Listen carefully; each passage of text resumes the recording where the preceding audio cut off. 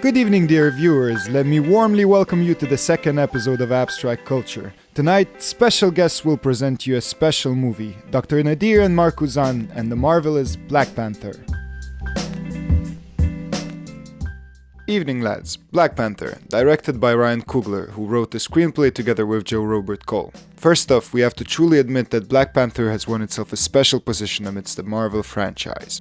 He has brought home more than $1 billion and has showed a great example of both sexual and racial diversities that is so missed in contemporary Hollywood cinema. But what inspired this even more is the great attention with which both the plot and the mise-en-scène of the movie were constructed. Black Panther first appeared in the 52nd issue of Fantastic Four in August 1966 and was created by Stan Lee and Jack Kirby. Even though the movie differs quite a bit from the original comics, important inspirations were taken from it. The movie tells us of Wakanda, a fictional country somewhere in East Africa. It is a highly technologically and culturally advanced nation, but all of its resources depend on a special metal, vibranium. We heard of this metal in 2011's Captain America, the First Avenger. What about this one? No, that's just a prototype. What's it made of? Vibranium. It's stronger than steel and a third the weight. It's completely vibration absorbent. How come it's not standard issue? That's the rarest metal on Earth. What you're holding there, that's all we've got. You quite finished, Mr. Stark?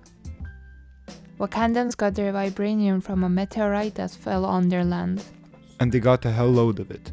Soon they found out it has special properties such as absorbing vibrations, but even more, that it caused mutations in flowers, eating which would give the powers of the Black Panther.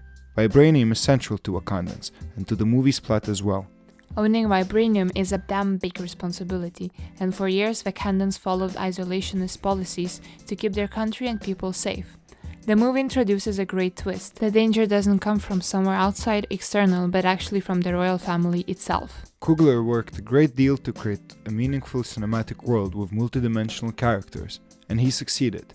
The movie's main character, to some degree, is Wakanda, the super powerful nation with Black Panther in its lead. What I find super interesting is that the Black Panther is not necessarily a superhero, but a position in the hierarchy of Wakanda. Any member of the 5 tribes can challenge the king for his position. After King T'Chaka's death in Winter Soldier, his son T'Challa, acted by Chadwick Boseman, has to overtake the position. T'Challa is a lovable protagonist, but the conflict gets complicated. T'Challa soon finds out about his cousin who was left after his dad murdered his uncle. And Jobo, the king's brother, believed that Wakanda should share their power and resources to help all black communities throughout the world, while the king believed in a rather isolationist path.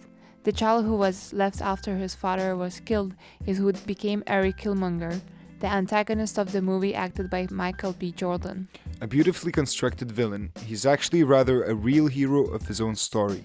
And even though to certain degrees he's extreme, Killmonger is certainly a lovable character as well. Ryan Coogler has put a lot of effort into creating a narrative that seems natural yet extraordinary at the same time. Killmonger is a multifaceted character whose action seems justifiable under a certain angle. Killmonger was actually such a strong character that Coogler mentioned they struggled to make T'Challa equally impressive. What was equally impressive for me were all the women characters in the movie, a truly one-of-a-kind alterally of exemplary feminine characters. Nakia, acted by Lupita Nyong'o, the free soul trying to save poor people. Then Igorina as Okoye, the head of an all-feminine secret service. And of course, the wonderful mother of T'Challa, Ramonda, acted by Angela Bassett. Another aspect is music, and viewers will appreciate the director's effort to incorporate modern sounds. And Ludwig Göransson's work proved to be fruitful at this as well. And let's not forget the songs from Kendrick Lamar with SZA. And the wonderful fight between the musical instruments as well as the characters in the fight scene between Killmonger and T'Challa.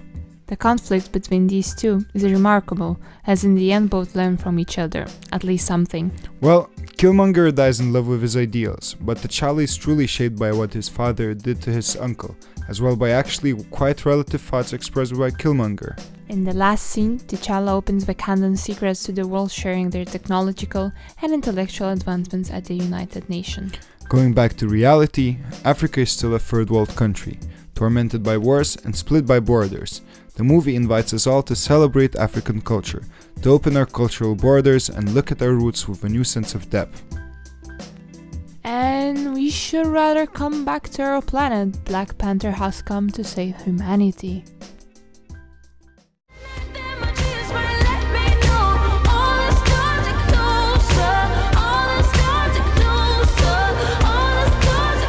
Tell me what you gonna do to me. Confrontation ain't nothing new to me. You could bring a bullet, bring a sword, bring a morgue, but you can't bring the truth to me.